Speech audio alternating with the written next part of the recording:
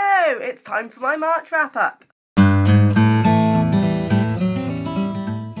Right, so, bit of a funny reading month this month. A lot of the books seem to sort of correlate with each other strangely, because I had no idea that they would, and that annoys me. If you've seen my reading diversity video, which I will link down below, you will know why. But anyway, here we go. So, the first book I read was Fallen by David Main.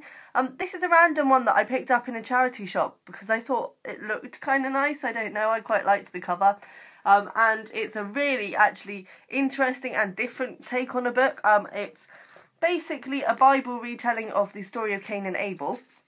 Not only that, it is also written backwards. Now, I loved the idea of this. I like fairy tale retellings and things like that, so a Bible story retelling really appealed to me, because it's something that I've never actually seen done before, even though it's quite an obvious thing to do. And I've never read a book that's completely written backwards before, and by backwards I mean it literally is. You read a chapter, and then the start of the next chapter is a few years before, and I have to say it took me a long time to get used to that, because I kept forgetting. So automatically you go into the next chapter bearing in mind what's just happened, and you forget that you have to disregard that because you're going back to a time when that hadn't even happened.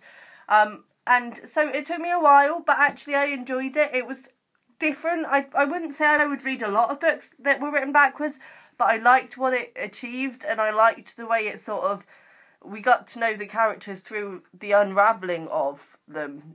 Every time something was taken away from them, we got to know them a little bit more, almost. So yeah, it was interesting and definitely worth a read. He's got 2 other books as well, which are also Bible retellings, The Flood and Samson, which I will be picking up, just because I think it's a different and unique idea, and it intrigued me. Then I read The Snowman by Jo Nesbø. I read this for no other reason than it's been on my shelf for years and it was annoying me and I wanted to give it away, but I wanted to read it first, and it's a thriller, crime thing, what can I say?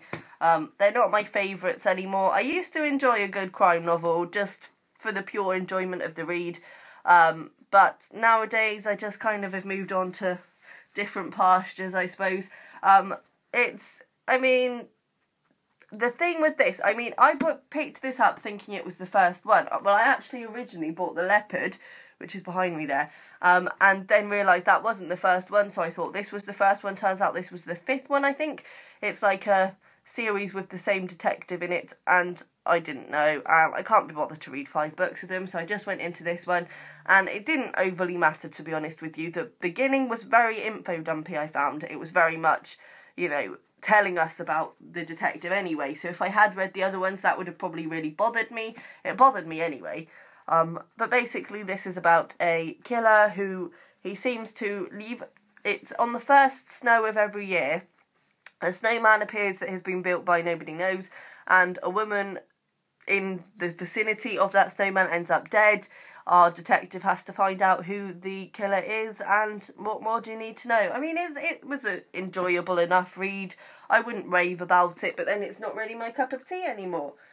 Then I read Michelle Faber's The Book of Strange New Things. This is a new purchase for me, and I justified reading it because I had just read The Snowman, and I enjoyed it. There was a lot about this book that I was a bit disappointed by because it's been hyped up so much, and it sounded like it's a genius idea, and I don't know why this idea hasn't been done before. Maybe it has. I've never heard of it being done, and it seems like a really, I'm going to put this down because it's making colour go funny. It seems like a really good idea, and really simple. So yeah.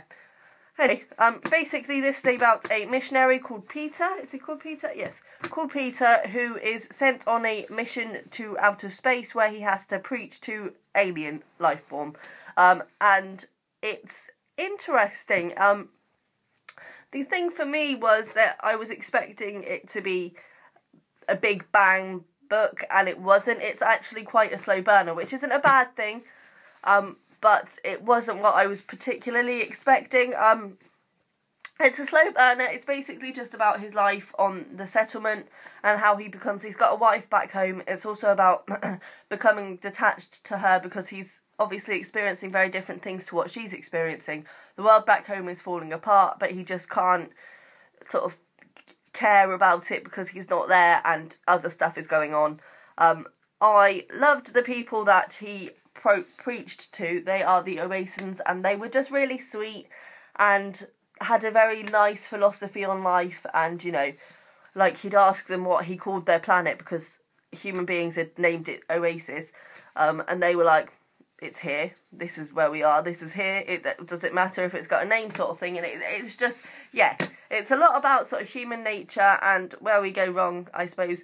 And the Oasis are sort of much nicer people than we are and live a much more pure life without asking all the questions that human beings incessantly ask.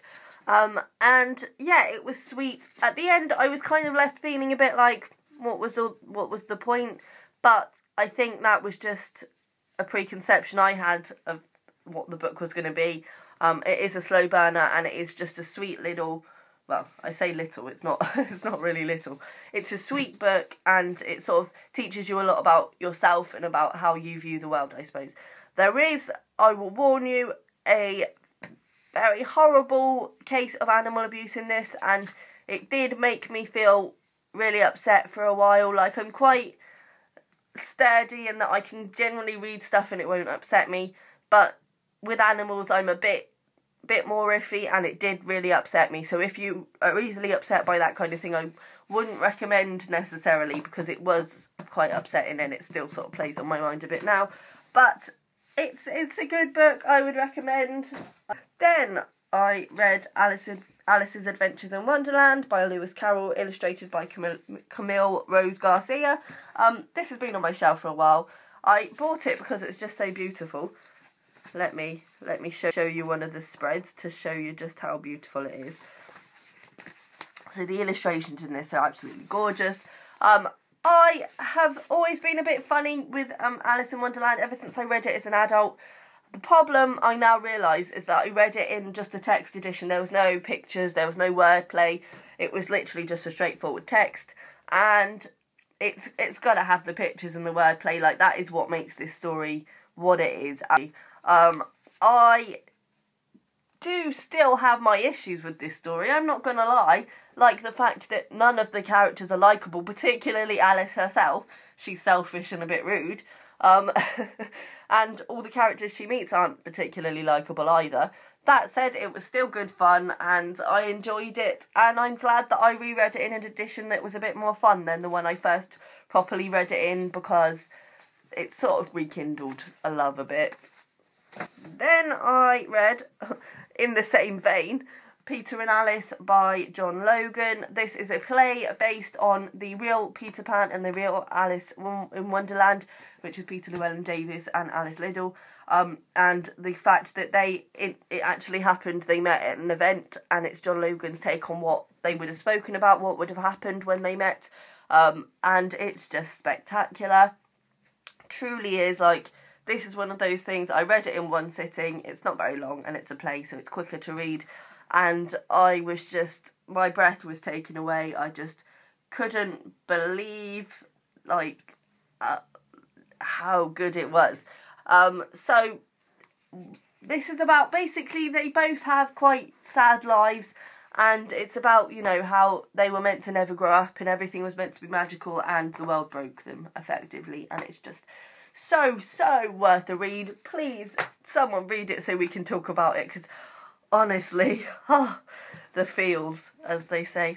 Then I read Jodi Picoult's The Pact. Again, this has been on my shelf for ages, and I'm sort of trying to have a bit of a clear out with books that have been lingering for ages. The reason I read this is because the little subtitle here is Can We Ever Really Know Our Children? And I am actually writing a book about a mother and daughter relationship and how they don't really know each other, especially the mother doesn't really know the daughter even though she thinks she does. So I thought it would be interesting. It is okay. This is about it's hard to say without ruining it. It's Jodi Picoult. There's a court case involved and a moral issue, of course. And basically a suicide pact is involved, we believe. One child has died and one is still alive. That's all I'm going to say, and stuff ensues from there, really. Jodie Picoult for me is a bit hit and miss. Sometimes I quite enjoy it, like My Sister's Keeper, really quite good book. This was okay. It was an enjoyable, easy read, but I wouldn't rave about it. It was, yeah. The trouble I find with Jodie Picoult is that because it's always a moral dilemma and there's a court case and it's sort of, oh, how's it going to go? I felt like in this book she'd tied herself in a knot, and I felt like that in a few of her other books, that, you know, in the legal and right sense, one thing would happen, but at the same time you're rooting for another thing to happen. So whichever one happens, you're going to feel a bit shortchanged, because, you know, if the way that you want it to go happens, it's like, well, that's not realistic. And yet, if it goes the way that it would go, it's hard to say this without you knowing what I'm talking about. I'm probably making no sense. I know what I mean. Then I finally read Slaughterhouse-Five by Kurt Vonnegut. What a book. What a book. This is really good. I loved it. It's only short. It was really quick to read, and it's just spectacular. I've read Cat's Cradle by Kurt Vonnegut. That's the only other Vonnegut I've read, which was average, okay, but it didn't blow me away. This book, however, did, and it's definitely going to go in one of my tops. But that said, I'm dreading talking to you about it, because, again, this is a book I cannot really say anything about. Like, anything I say about it is going to sound ludicrous.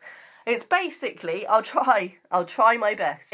It's following Billy Pilgrim, who, we start off with him, he's in the Second World War, he's being captured, he's become a prisoner of war, and then throughout the novel, Billy time travels. So he'll be in this prisoner of war camp, and then suddenly he'll be, you know, in his bed when he's an old man and stuff, and it sounds confusing, but it's really not, because actually it states very specifically when he time travels, and he tends to sort of, it centres around his time in the camp, so every time he time travels he moves back to the camp.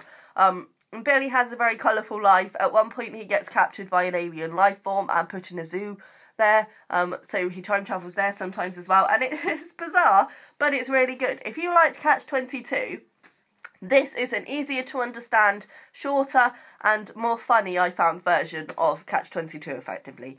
But it makes more sense, because Catch-22 jumps around without explaining what it's doing, and that gets very much. So yeah, I would definitely recommend this. Bye.